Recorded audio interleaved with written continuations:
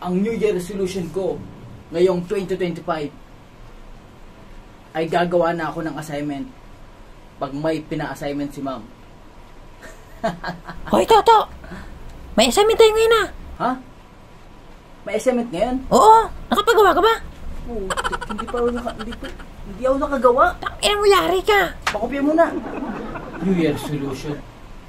Hindi naman totoo yan. Hindi naman nasusunod. Ang New Year resolution ko ngayong 2025 ay hindi na malate sa klase ni Sir Pepe at kahit saang advisor.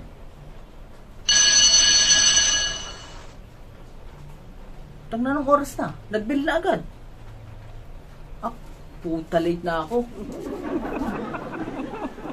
Pero ngayong 2025, ang New Year resolution ni Junior ay hindi na ako mangbubuli at mang-aaway ng mga kaklase ko. In short, magpapakabait na ako. Ngayong 2025 lang, ha? Next year, balik na ulit tayo sa panggagago. Tuta! Ikaw, Ben? Ba't ganyan itsura mo?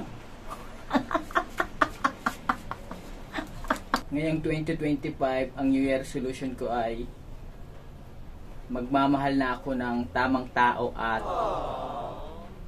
kakalimutan ko na siya. At higit sa lahat, hindi ko na siya iiyakan.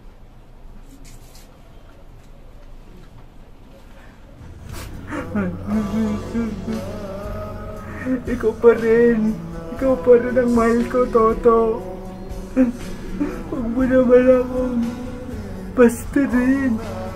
Ngayong 20... My New Year resolution in the year of 2025 is ang magpabengbang kay Junior. Bengbang. Tuta! Ba't kanya itsura mo? Nag-2025 lang? Nagpakulit ka na? Para kang bulbul ko.